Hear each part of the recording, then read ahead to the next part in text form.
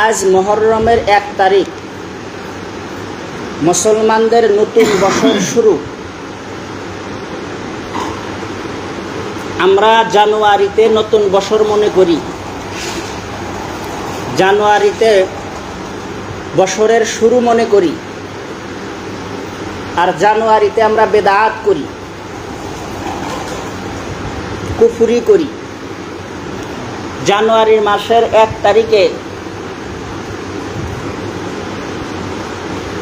চিরিগ্রাম এক দোকানে একজনে খরচার নিগা গেছে, বাড়িতে মেহমান আইছে, বেচারার কাছে টেহা নাই, দোকানের থেকে বাকিই নেয়। জানুয়ারির 1 তারিখ তো বাকির জন্য গেছে ব্রয়লার নিব, কয় আজকে দেওয়া হবো না, জানুয়ারির 1 তারিখ, আজকে যদি বাকি দেই সারা বছরই বাকি যাব।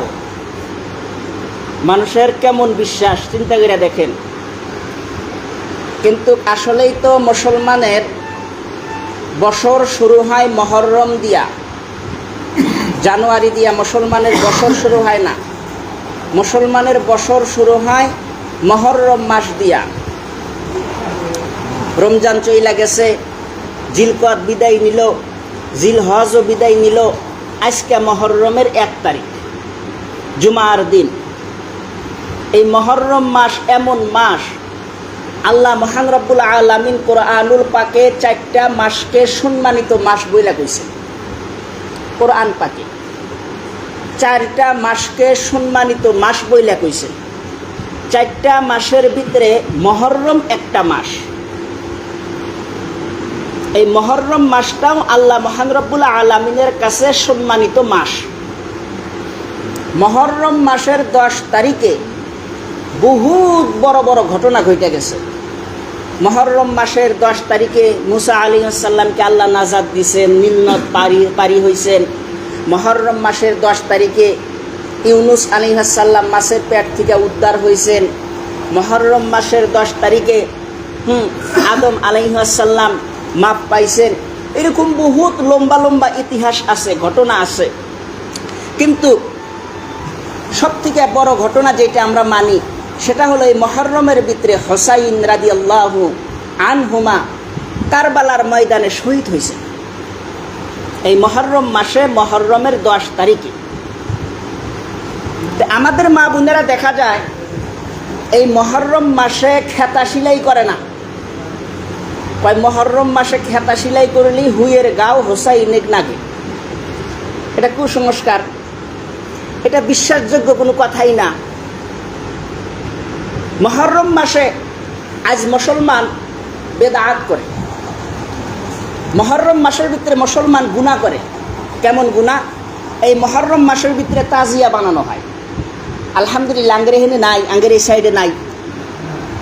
হ্যাঁ, আসামের ভিতরে অনেক জায়গার ভিতরে আছে, খাস করে বিহারের ওই সাইডে, গৈরকপুরের ওই সাইডে। মুহররম মাস আইলো মানে মুহররম মাসের ভিতরে ওরা তাজিয়া বানায়, তাজিয়া মিছিল, লাঠিবাড়ি খেলা। এই মুহররম মাসের ভিতরে, মুহররম মাসে মুসলমানরা এমন কাম করে, ছোট ছোট ছুরি হাতে নিয়া, ছুরির সাথে অল্প সুতা বান্ধা বা সুতা না বান্ধে হাতে নিয়ে নিজের শরীরে নিজে আঘাত করে। মুহররম মাসে হুসাইনের মহাব্বত প্রকাশ করে, নিজের শরীরে রক্ত ঝরায়, হুসাইনের মহাব্বত প্রকাশ করে। কিন্তু হাদিসের ভিতরে এগুলার কোনো প্রমাণ নাই। এগুলা সব গুনার কাম, এগুলা সব বেদাত। মুহররমের ভিতরে তাজিয়া মিছিল বানানো, তাজিয়া বানানো, হ্যাঁ, 20,000, 30,000, 50,000, 1 লাখ পর্যন্ত খরচা করে হেরা তাজিয়া বানায়, নিয়মমন বানায়। মানে ওইটা কি, ধরেন যে কাগজ টাগজ কিনাই না, ওই যে বিয়ার ভিতরে গেট সাজাইতে আমরা যেরকম কাগজ আনি, ওরকম কাগজ টাগজ কিনা হলা টলা বা বাঁশ টাস দিয়া ঘর বানায়, লম্বা করে ঘর বানায় হেরা মুহররমের আগের থেকেই বানানো শুরু করে, বা মুহররমের 1 তারিখের থেকে বানায়। মুহররমের 10 তারিখে ওইটা বাড়ির থেকে বাইর করে, মানে ওইটা বাসার ভিতরে দিয়া কতগুলা মানুষ ঘাড়ে নিয়া বাহির করে, হুসাইন হুসাইন মানে নারায়া লাগায়, হুসাইন হুসাইন নারায়া লাগার ওইটা বাইর করে। এগুলো তো বেহুদা খরচা। আল্লাহ মহান রব্বুল আলামিন বেহুদা খরচা করাকে পছন্দ করে না। বেহুদা খরচা করাকে নবীও পছন্দ করে নাই। নবী হাদিসের ভিতরে বলছেন, যে ব্যক্তি কৃপণ তাকে আমি পছন্দ করি না, আর যে ব্যক্তি অধিক খরচা করে তাকেও আমি পছন্দ করি না।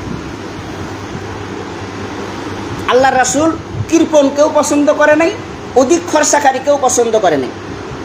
একটা জিনিস আপনার আছে, টাকা আছে, আর একটা কিনলেন, এটা আল্লাহর নবী পছন্দ করে নাই। অধিক খরচা করাকে, বেহুদা খরচা করাকে, যেই সেই জায়গায় খরচা করাকে আল্লাহর নবী পছন্দ করে নাই। আর আখিরাতের দিন কিন্তু এর হিসাবও নেওয়া হবে, কোন জায়গার থেকে মাল কামাইছাও, কোন জায়গাতে খরচ করছাও। হাসরের মাঠে এই প্রশ্ন করা হবো। তো মহতরম দোস্ত বুজুর্গ, তাজিয়া মিছিল এগুলা সব হারাম।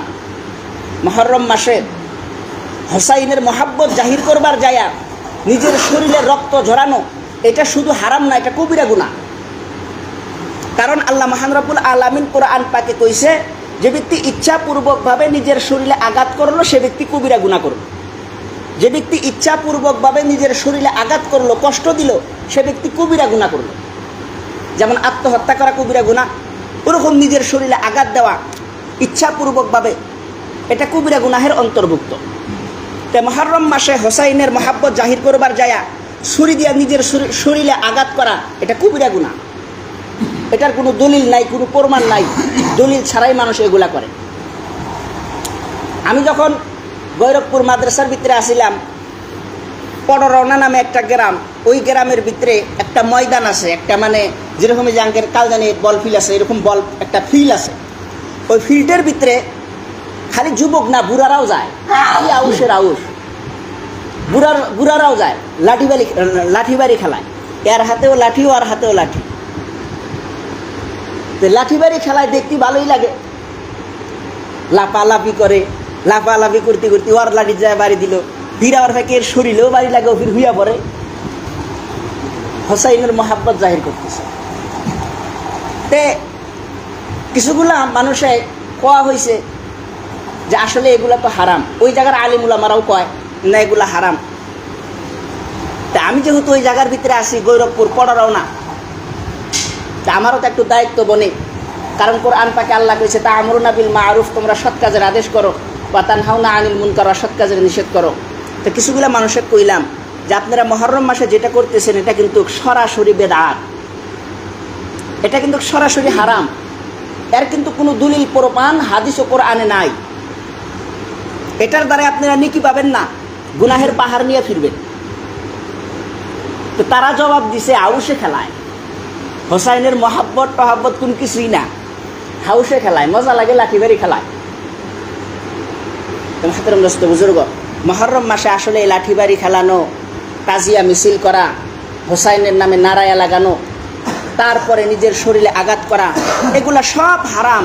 মুহররম মাসে আল্লাহর নবী জানাবে রাসূল সাল্লাল্লাহু আলাইহি ওয়াসাল্লাম যেটা আমল করতে বলছেন সেটা হলো মুহররমের 9 এবং 10 তারিখে রোজা রাখা। ওই ব্যক্তি হোসাইনি মুসলমান বা হোসাইনের নামে হোসাইনের মহাব্বত জাহির করলো, যে মুহররমের 9 তারিখে রোজা রাখলো অথবা 10 তারিখে রোজা রাখলো। আমরা তো রোজা রাখি না, নামাজ বহু দূরে থাকে, মুহররমের 10 তারিখে সভা করে। এই ব্যক্তির নামাজের খবর নাই, মুহররমের 10 তারিখে সভা করে, হোসাইনের কাহিনী হনে, কারবালার কাহিনী হনে, কিন্তু নামাজ পড়ে না। গেল বছর এক জায়গায় সভা করবে নিয়ে গেছে, এই যে মুহররম মাসে। তা আমি কইতেছি নামাজের কথা, নামাজের বিষয়, মানে বিষয় ভাগ ভাগ করে নেওয়া হয়েছে। সবাই যদি খালি আরে কারবালার কাহিনী কই কাম হব, তো কারবালার কাহিনী যে কব হে লাস্টে মাওলানা মঈনুল হক দই খাওয়া বাড়ি, উনি হইল লাস্টে, উনি কব কারবালার কাহিনী, কারবালার ঘটনা কব। তা আমি হইলাম মাঝখানে, 3 নম্বরে আমি। তা আমি নমাজের বিষয়, নমাজ এবং রোজার বিষয়, শরীয়তের আহকামের বিষয় আলোচনা করতেছি 1 ঘন্টার মতন হয়ে গেছে। একজনে মাহফিলের থেকে, প্যান্ডেলের ভিতরে থেকে একজনে লোকমা দিয়া হাল দিল, কয় মুহররমের দিন হোসাইনের কথা কবেন, খালি নামাজ রোজার কথা কইতেছেন। এটা না বহুত নারাই। আজকে আপনি রোজা রাখছেন, মুহররম মানে কি সেই নারাই, বেসরা এবারে ধুতা মুতা বেরিয়ে গেল গা। এমনিতে আমি বয়ান করতেছি মানুষ নামাজ পড়ে না, এমনি তো শরীর গরম হয়ে গেছে, রাগ উঠে গেছে। হ্যাঁ, মানুষ নামাজ পড়ে না, যার যেটা বিষয় থাকে সেই বিষয়ে আলোচনা করলে সেই হিসাবে হিট উঠবো না, হিট তো উঠে গেছে গা। এর মধ্যে লোকমা দিছে কই মহরমের বিষয়ে আলোচনা করা বাদ দেন, নামাজ রোজার কথা কইতেছেন, রাগ তো উঠে গেছে গা। আমার পুরা গাই বেসরা এবারে মানে এবারে মুখ তো এবারে তেরা বেড়া হয়ে গেল গা, নিসমি মাথা দেয় বৈশা দিত, এখন আর বলিও না থাক। তুমি হাতেরম দোস্ত বুজুর্গ, মহরমের 9-10 তারিখে রোজা রাখা লাগে, রোজা রাখে না, কিন্তু মহরমের ভিতরে সভা করে, মাহফিল করে। আমরা কেমন হোসাইনি মুসলমান, কেমন হোসাইনের মহাব্বত জাহির করি। মহরমের 9 তারিখে 10 তারিখে রোজা রাখা লাগে। ইনশাআল্লাহ যদি আমরা পারি এই আমলটা করবো, মহরমের 9 তারিখ 10 তারিখ মহরম মাসের ভিতরে বেশি বেশি আস্তাগফিরুল্লাহ, এটা বেশি বেশি পড়া লাগে। আস্তাগফিরুল্লাহ আল্লাযী লা ইলাহা ইল্লা হুয়াল হাইয়ুল কাইয়্যুম ওয়া আতুবু ইলাইহি, অথবা আস্তাগফিরুল্লাহ রাব্বি মিন কুল্লি যামবি ওয়া আতুবু ইলাইহি। এগুলো না পারলে সহজে আস্তাগফিরুল্লাহ, এতটুকু আস্তাগফিরুল্লাহ এর বেশি বেশি পড়া লাগে এই মহরম মাসের ভিতরে। মহরম মাসে বেশি বেশি কোরআন তেলাওয়াত করা লাগে। আপনি কোরআন তেলাওয়াত জানেন না? কুলুর সূরা পড়েন, আলহামদুলিল্লাহ সূরা পড়েন, সূরা ফালাক, সূরা নাস পড়েন, যেগুলো আপনার মুখস্থ ওগুলোই পড়েন। মহরম মাসে বেশি বেশি কোরআন তেলাওয়াত করা লাগে। মহরম মাসে বেশি বেশি তওবা করা লাগে। মহরমের 9 তারিখ 10 তারিখে রোজা রাখা লাগে। এটা হলো হোসাইনি মুসলমানের কোরবান। মুসলমানের আমরা যে হোসাইনি মুসলমান, আমরা যে এই মহাব্বত জাহির করার এইটাই আমল, অন্য কোনো কিছু না। হাতেরম দোস্ত বুজুর্গ, আমরা এমন নবীর উম্মত, দেখেন আল্লাহ মহান রব্বুল আলামিন আমাদের নবী কত দাম দিছেন। মুসা আলাইহিস সালামের সাথে একবার আদম আলাইহিস সালামের সাথে মানে কথাপতন হইতেছে। হাদিসের ভিতরে আসছে, মিশকাত শরীফের হাদিস। কথাপতন হইতেছে, কেমন কথাপতন? মুসা আলাইহিস সালাম, দেখবেন হাদিসের ভিতরে আসছে যে আল্লাহ মহান রব্বুল আলামিন যাদেরকে ছেলে সন্তান দান করছেন, প্রথম ছেলেটা বোকা হয়। এটা নবীর কথা। প্রথম ছেলেটা বোকা হয়, কিন্তু বুদ্ধি খুব হয়। মানে ওরকম কথাবার্তা কয় না, ওরকম মানে রাগান্বিত হয় না প্রথম ছেলেটা। হ্যাঁ, আর মাইজিলার ছেলেটা খুব চালু হয়, খুব রাগান্বিত হয় মাইজিলার ছেলেটা। মানে আল্লাহ বানাইছে এমন করে, প্রথম ছেলেটাকে বোকা বানাইছে, কিন্তু বুদ্ধি খুব দিছে, ভাই বেড়াদারকে নিয়ে চলা লাগবে তো। আর মাঝের ছেলেটা ফিরে আল্লাহ রাগ দেয় বেশি। তে মুসা আলাইহিস সালাম রাসূলের মধ্যে 2 নাম্বার, আদমের সন্তানের মধ্যে 2 নাম্বার রাসূল, 2 নাম্বার সন্তান। তে আদম আলাইহিস সালামের সাথে মুসা আলাইহিস সালামের সাথে কথাপতন, একরকম ঝগড়া, বাপের সাথে ছেলের সাথে ঝগড়া। মিশকাত শরীফের হাদিসের ভিতরে আসছে, মুসা আলাইহিস সালাম দুনিয়াতে মুসা আলাইহিস সালামের জায়গায়, আদম আলাইহিস সালামের জায়গায় কথাপতন হইতেছে। মুসা আলাইহিস সালাম আদম কি কইতেছে, আব্বা এই কাম আপনি কিসের দিকে করলেন? এই কাম আপনি কে করলেন? আল্লাহ সারা জান্নাত ঘুরবার দিল, সব ফল খাবার নিয়ে দিল, একটা গাছের ফল খাবার নিয়ে না করলো, তাই আপনি সহ্য করবার পারেন নাই? এই কাম আপনি কিসের নিয়ে করলেন? এখন দুনিয়াতে কত কষ্ট সহ্য করা লাগতেছে, ফেরাউনের কত ধাওয়া খাইতেছি, কত নির্যাতিত হইতেছি। আদম আলাইহিস সালাম কয় যে আমি যে কাম করছি, গন্ধম যে খাইছি, তোমাকে কইছে কারা? কথাটা তোমাকে কইছে কারা? মুসা আলাইহিস সালাম কয় তওরাতের ভিতরে পাইছি। আপনি যে কাম ঘটাইছেন এটা তওরাতের ভিতরে আছে, তওরাতের ভিতরে আমি পাইছি। বলে তওরাত কিতাব কখন লেখা হয়েছে? বলে আপনি জন্মর 50,000 বছর আগে লেখা হয়েছে। আদম আলাইহিস সালাম এখন কয় আমি জন্মর 50,000 বছর আগে তওরাত লেখা হয়েছে, সেই তওরাতে লেখা আছে যে আমি গন্ধম খামু, তারপরে জান্নাত থেকে বিতাড়িত হমু, দুনিয়াতে যামু। তে আমি কাম করার আগেই লেখা আছে, যেটা তওরাতে লেখা আছে ওইটাই আমি করছি, তাই কি হয়েছে? মুসা আলাইহিস সালাম চুপ মেরে গেছে। তো হাতরম দোস্ত বুজুর্গ, বাপের 2 নাম্বার ছেলে, তো ওই যে হাদিসের ভিতরে নবী বলছেন বাপের 2 নাম্বার ছেলের রাগ বেশি হয়। 1 নাম্বার ছেলের রাগ থাকে না, বকা থাকে, কিন্তু বুদ্ধি বেশি থাকে। তে মুসা আলাইহিস সালাম চুপ হয়ে গেছেন।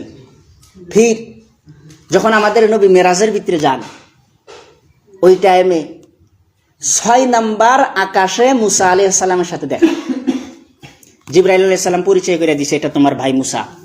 তে সালাম দিছেন, সালামের উত্তর দিছেন। দেওয়ার পরে ষষ্ঠম আসমান, 7 নম্বর আসমানের দিকে যখন যায়, হ্যাঁ, যাওয়ার পরে মুসা আলাইহিস সালাম আল্লাহ কইতেছে, আল্লাহ এটা কেমন ইনসাফ, এটা কিবা ইনসাফ, এটা কোন প্রকারের ইনসাফ করতেছেন আপনি? আল্লাহ ধমকাইতেছে। তা আমাদের নবী মানে আশ্চর্য হয়ে গেছে, হ্যাঁ কেরা কেরা আল্লাহকে এভাবে কথা কয়, কে? তো জিবরাইল আলাইহিস সালাম কয় মুসা আলাইহিস সালাম, কয় হ্যাঁ আল্লাহকে এইভাবে কথা কইতেছে। আমি আসছি আগে, এ আমার কত পরে আসছে মোহাম্মদ, এ আমার আগে উপরে যাইতেছে, এটা কোন ধরনের ইনসাফ? আল্লাহ ধমকাইতেছে। তো জিবরাইল আলাইহিস সালাম কয় আল্লাহ রব তার বিষয় ভালোই জানে, আল্লাহ তার বিষয় ভালো জানে, ওদের ভিতরে এরকম চলে। তোমার হাতেরম দোস্ত বুজুর্গ, রাসূলের ভিতরে 2 নম্বর রাসূল হইল মুসা আলাইহিস সালাম। মুসা আলাইহিস সালামের রাগ খুব বেশি আছিল, খুব বেশি আছিল। এক ঘুষি দিয়ে একজনে মাইরে হাল দিছে। অতি জানে নেওয়ার ঘুষির কত শক্তি, একটা ভুগি দিছে মইরা গেছে গা। অতি জানে নেওয়ার কত শক্তি। যখন বসটা শিখছে, হ্যাঁ, ফেরাউন আগুনের আংরা আর সোনার টুকরা সামনে দিছে। হ্যাঁ, সোনার টুকরা ধরবার যাবো, জিবরাইল আলাইহিস সালাম কানে কানে কইতেছেন, সোনার টুকরা ধরো যদি তোমাকে কতল করা হবো। মানে শয়তান এটা কয়া দিছে যে সোনার টুকরা যদি ধরে আপনি সূত্র। তো জিবরাইল যখন এটা কইছে, আগুনের টুকরা খালি হাতে নেয় নেই, আগুনের আংরা হাতে নিয়ে হেরে ফির মুহেও দিছে। ওই জন্য মুসা আলাইহিস সালাম থতলা আসিল, কথা কইতে কথা আটকিছে। তো হাতরম দোস্ত বুজুর্গ, আমরা এমন নবীর উম্মত, যেই নবী সবার পরে আসছেন, কিন্তু এই নবী এমন নবী যেই নবীর জন্য আল্লাহ মহান রব্বুল আলামিন সবকিছু বানাইছেন, তৈরি করছেন। যেই নবীকে 7 নম্বর আসমান পর্যন্ত উঠাইয়া সম্মান জানাইছেন। যখন জুতা খুলতে চাইছেন আরশে মুআল্লায়, যখন জুতা খুলবার চাইছেন, তখন আল্লাহ কইছে দোস্ত জুতা খোলার দরকার নাই, আপনার মোবারক জুতার ধুলিতে আমার আরশ ধন্য হব। আমরা সেই নবীর উম্মত। আমরা সেই নবীর উম্মত হয়ে যদি আমরা বেদাআতের ভিতরে গ্রেফতার থাকি, তাহলে কিন্তু মুশকিল। বেদাআতের ভিতরে গ্রেফতার থাকা যাব না, বেদাত থেকে দূরে থাকা লাগবো, কোরআন হাদিস অনুযায়ী চলা লাগবো। মুহররমের ভিতরে তাজিয়া মিছিল, নিজের শরীরে আঘাত করা, খেতাশিরাই করলি হোসাইন দুঃখ পাবো, এই কুসংস্কার, নিজের শরীরে আঘাত করা, তাজিয়া মিছিল, লাঠিবাড়ি খেলানো, এই সব কিছুর থেকে আমাদের বিরত থাকা লাগবো এবং অন্যকে দাওয়াত দেওয়া লাগবো। মুহররমের 9 তারিখ 10 তারিখে আমাদের রোজা রাখা লাগবো, বেশি বেশি তওবা, বেশি বেশি কোরআন তেলাওয়াত এই মুহররম মাসে করা লাগবো। তো করবো ইনশাআল্লাহ। আর একটা কথা দেখেন, মসজিদ আল্লাহর ঘর, ফিরিস্তার মহল, জান্নাতের টুকরা। হাদিসের ভিতরে নবী বলছেন, মান বানিল্লাহু মাসজিদান ইলাল বাইতুল্লাহিল জান্নাহ। যে ব্যক্তি দুনিয়ার ভিতরে মসজিদ বানায়া দিল, মসজিদে একটা ইট দিল, অথবা মসজিদে একটা টেরাং দিল, অথবা এক টুকরা কাঠ দিল, অথবা একটা লোহা দিল, একটা ফ্যান দিল, মানে যেভাবেই হোক মসজিদের ভিতরে শরীক থাকলো। আল্লাহর নবী মুহাম্মদ রাসূল সাল্লাল্লাহু আলাইহি ওয়াসাল্লাম হাদিসে বলছেন, বাইতুল্লাহিল জান্নাহ, তার জন্যে জান্নাতের ভিতরে আল্লাহ মহান রব্বুল আলামিন ঘর বানায়া দেয়। দেখেন, কালজানি মসজিদ এমন গরিবের গরিব, এই যে 3-4 দিন আগে একজন মোড়া মানুষ আইছে, বেসরা নমাজ পড়ে চেয়ারে বৈশা, তে আইসা হেরা মসজিদে তো চেয়ার তো নাই কে, তা আমি মুক্ত পড়াইতেছি, মসজিদের ভিতরে 2টা চেয়ার টিয়ার উঠকাইছে, পাই নাই কে, ফির বাইরে যাই আমার হুশ করতেছে, মৌলানা সাহেব চেয়ার নাই, কইলাম চেয়ার তো নাই, টুল আছে। তার বাদে বেসরা এবার মোড়ার টুলে কি আর বসা হারে, টুলে বসে নমাজ পড়ে গেছে। এই মসজিদে 2টা চেয়ারের দরকার, মসজিদে 2টা চেয়ার লাগে, তাও চেয়ার লেডিস চেয়ার না, পুরুষের চেয়ার 2 মুড়া জানি যে থাকে, অন্য চেয়ার লাগবে, 2টা চেয়ার লাগবে। একজন মানুষ কেরা দিবেন 2টা চেয়ার?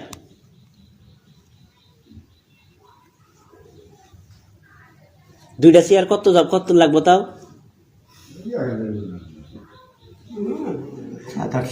700-800 1000 লাগবো না?